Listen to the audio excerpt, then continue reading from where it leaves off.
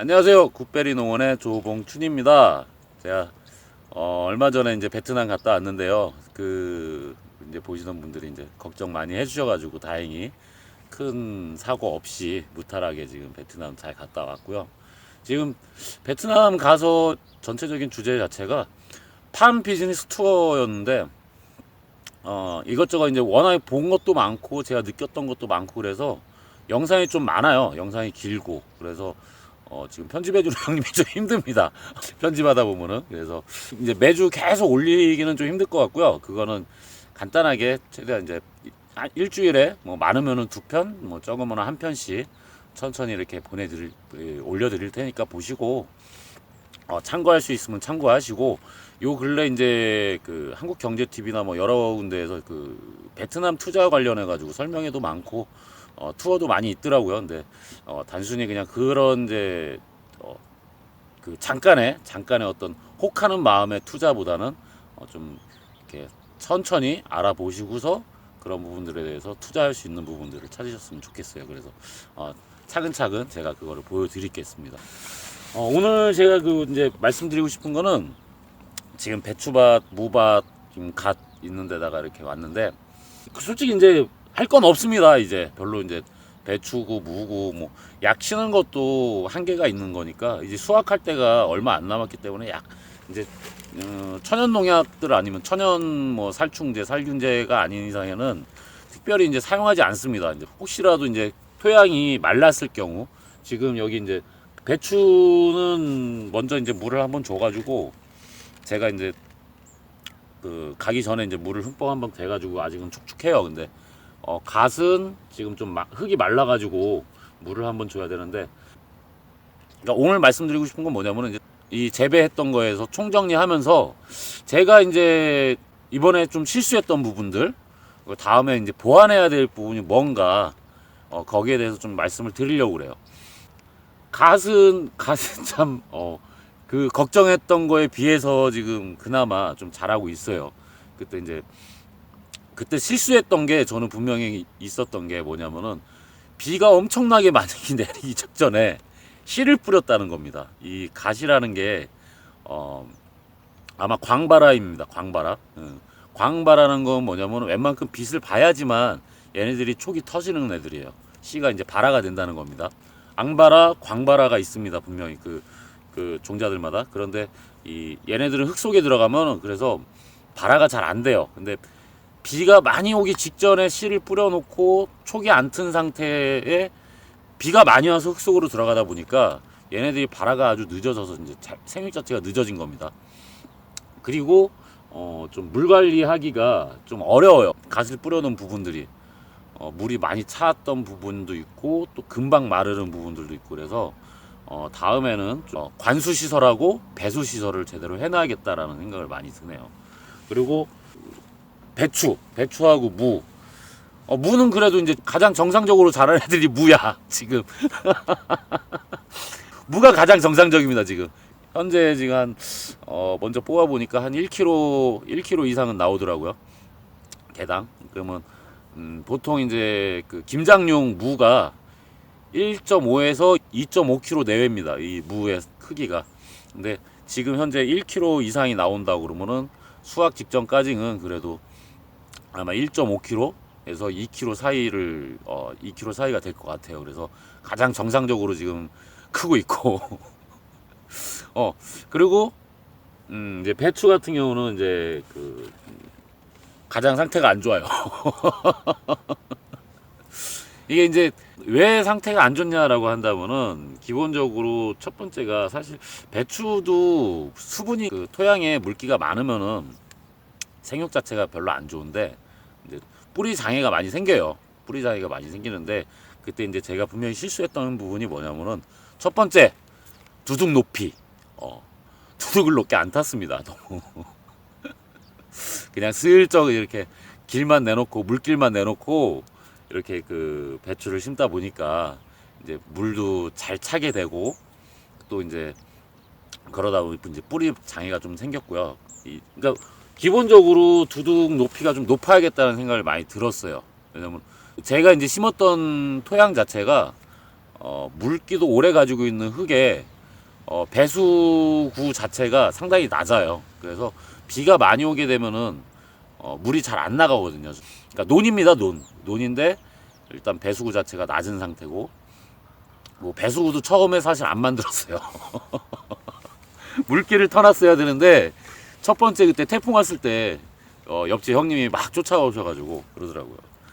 봉춘아, 배추 물 찼다, 물 패라. 그래가지고 좀 늦지막히 좀 그 배수 작업을 하게 된 경향이 있었습니다. 그래서 특히 물길을 이제 밭을 만들어 놨다면은 미리미리 물길을 만들어 놓고, 그때 이제 제가 그 실수를 했던 부분 한 가지가 더 있어요. 이제 태풍이 이제 여러 번 왔는데 그때 이제 양수기를 이용을 해서 물을 빼려고 이제 그 작업을 해놨었거든요. 근데 그때 뒤에로만 해놔다 보니까 앞쪽은 좀 낮은 편이었어요. 뒤에서는 물이 빠졌지만 앞은 물이 차 있는 상황. 그래서 앞에도 조그만 모다가 있었으면은 좀 더 빨리 배출을 시켜서 뿌리 장애를 막을 수 있었는데 그 부분을 제가 간과를 했던 부분입니다. 그래서 앞전이 상태가 더 안 좋구나. 맞아요. 뒤로 가면은 파릇파릇해. 포기도 좋고 파릇파릇한데 앞머리 쪽은 지금 보시면은 다 이파리 겉잎이 묵은 잎들은 다 누렇게 떠버렸어요. 물론 이제 속이 차가지고 속찬 애들은 지금 그 괜찮은데 그런 부분들이 이제 좀 문제가 생겼더라고요. 그리고 그 송현 아빠 그 중세 영화 좋아해? 서양에서 만든 것들.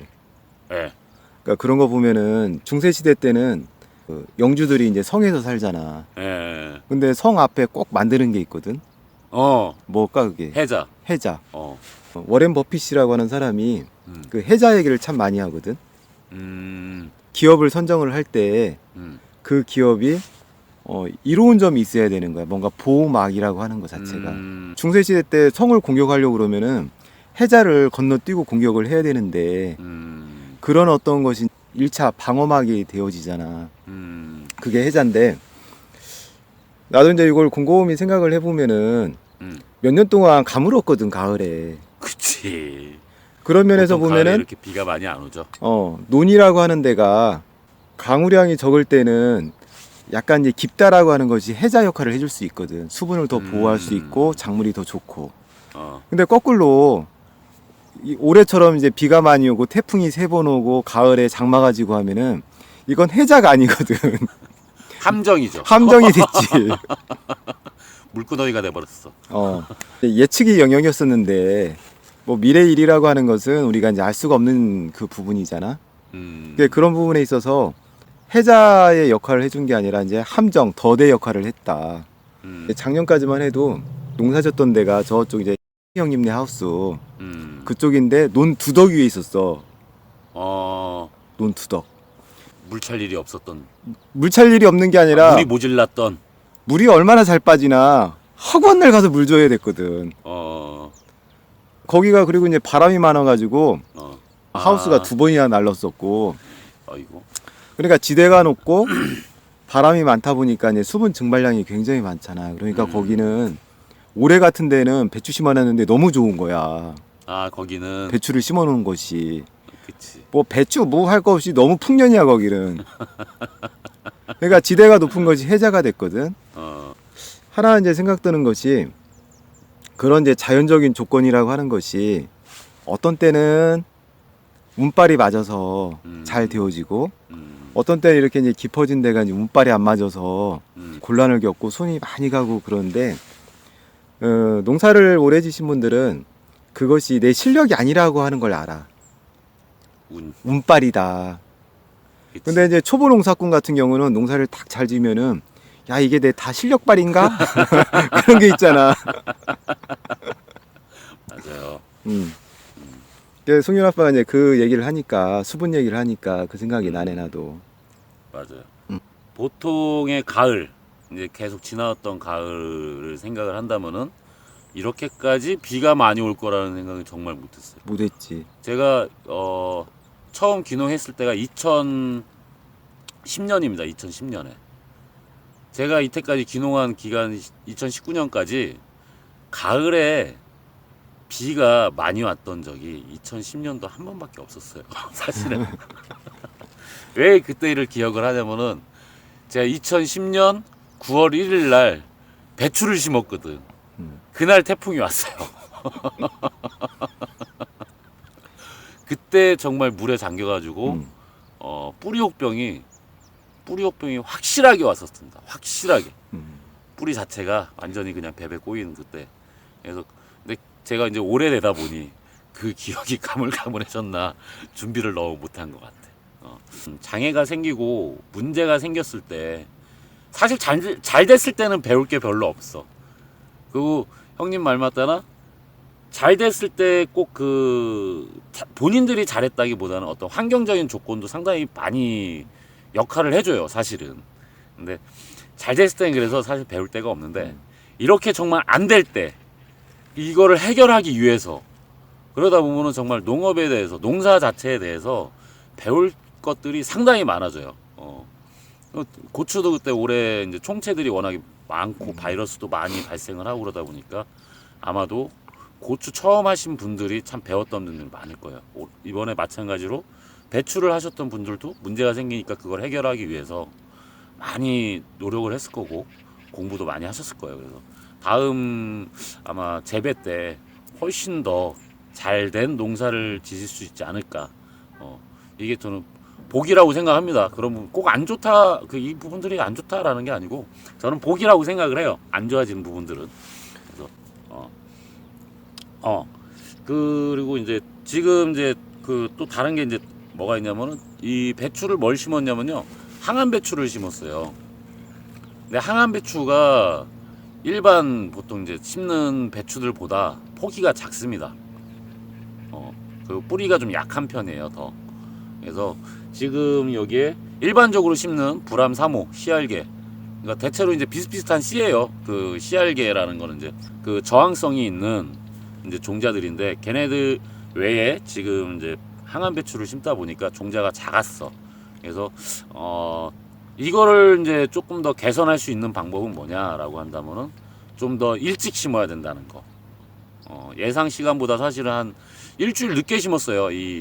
예상했던 것보다도 일주일 늦어서 심었는데 아마 일주일 앞당겨서 더 예상했던 시간으로 딱 심었다면은 지금 작황보다는 훨씬 나았을 거라는 거.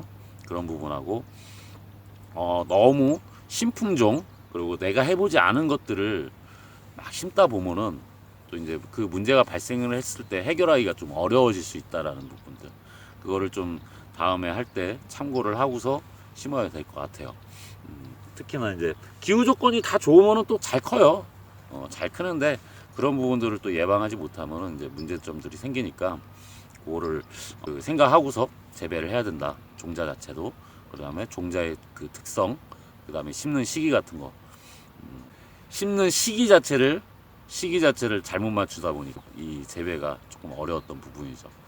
그러니까 먼저 심었던 애들은 지금 크잖아 또. 그 직전에 일주일 전에 이제 씨를 뿌렸던 애들은 천지 차이야, 천지 차이. 보면 거의 배추 다 돼가고 있잖아요. 제가 그런 부분들 고려해야 된다. 그리고 이제 먼저 번에 이제 제가 이제 잎 따주기도 해주고 이런 거를 해줬는데 무도 잎을 따주고 배추도 이제 아랫잎을 따주고 그랬잖아요. 근데 어떤 분은 잎을 따주면 안 된다. 어떤 분은 묶어줘야 된다. 솔직히 묶어주는 거는 못했어요. 바쁘다고 해가지고 일이 많아서 묶어주진 못했는데 잎만 이제 바닥에 깔렸던 이파리들은 최대한 제거를 해줬었는데요. 그게 이제 사람들마다 이 농사 방식이 다르다. 다른 방식을 사용한다라는 것도 있지만 저는 그런 생각을 합니다. 농사 방식이 바뀌는 거는 사람마다 바뀌는 게 아니라 그 밭과 기후와 그때의 상황마다 모든 상황들이 항상 바뀌어요. 그러다 보면은 농사 방식도 거기에 맞춰서 바뀌어야 된다라고 생각을 합니다. 한 예로 들자면은 이번에 제가 베트남 가서 정말 많이 느낀 게 기후 조건이 완전히 틀리다 보니까 농사 방식이 완전히 틀립니다. 그 베트남과 한국의 농사 방식이 완전히 틀려요. 그 다음에 토양 조건도 틀려. 토양 조건도 틀리다 보니 관수하는 거나 비료를 주는 부분들도 완전히 틀려요. 심지어 농약도 틀립니다. 같은 성분인데, 같은 농약의 그 화학 성분인데도 작용 기작이 좀 틀리더라고요. 깜짝 놀랐어요. 농사를 오래 지셨던 선배님들, 예, 할아버지나 뭐 형님들이나 하시는 말씀들이 있어요. 내가 한 발자국마다 밭은 틀리다고. 내 밭도 한 발자국마다 내 밭이 틀린데, 지역이 틀리고 조금 더 밭이 또 틀리고 지형이 틀릴 때는 분명히 농사 방식은, 농법은 바뀔 수가 있다는 거고요. 거기에 맞춰서 내 농사 방식을 정립해야 될 필요성은 있습니다. 많은 정보가 있어요. 지금 유튜브상에 어마어마한 정보들이 많습니다. 그 베트남의 세나 형님도 유튜브로 지금 농사를 배워서 농사를 하고 계시는데, 형님 잘 계시죠?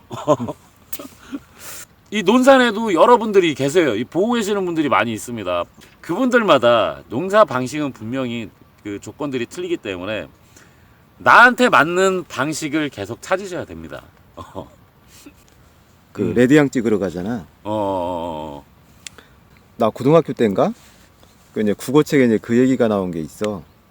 저 중국 대륙에 저 강남에 있는 귤이 저 강북으로 넘어가면 탱자가 된다고. 아, 맞아. 그 얘기 있잖아. 예. 그 사자성어가 내가 그것까진 기억이 안 나는데, 농사를 오랫동안 지었던 그 분들의 얘기를 듣다 보면은 그 생물이라고 하는 표현을 참 많이 쓰더라고. 그러니까 어디로 튈지 모른다. 그치. 그러니까 환경이 바뀌면은 작물이 어떻게 변할지 모르고, 농사를 지으면 지을수록 어렵다라고 하는 얘기를 참 많이 하더라고. 맞아요. 그래서 한 예로 든다면은 쌀 종자 자체도요. 우리 제일 많이 먹잖아, 쌀을. 근데 전남하고요. 그러니까 1등 특등급 있잖아, 쌀이. 그러니까 특등급, 1등급, 2등급 이렇게 구분이 되잖아요. 그 미질에 따라서 이제 구분을 져주는데, 전남, 전북, 충청도, 경기도, 강원도의 품종이 다 틀려요. 최고 품질 나오는 품종들이 다 틀려. 그러니까 이제 농사를 잘 짓는 분들의 이제 특징이 한 가지가 있는데, 그게 뭐냐면은 메모더라고. 기록. 기록. 그러니까 사람이 기억에 의존하는 것은, 기억은 참 희한한 부분이 있어가지고 기억이 거짓말을 할 때가 많거든. 맞아요. 정확하게 이제 객관적인 데이터로서의 역할을 기억은 못하는 것 같아.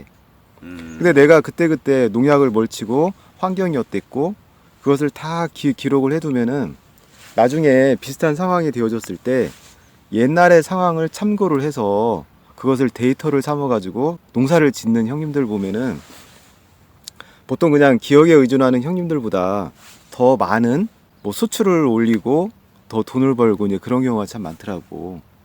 거기에서 생각할 수 있는 게 농업이 생물이다라고 하는 개념에서 바라보면은 농업도 복잡계의 영역이다라고 하는 거. 그러니까 내 작물에 영향을 미치는 변수라고 하는 것이 하나 두 개가 아니라 너무나 많다라고 하는 이 부분. 그렇죠.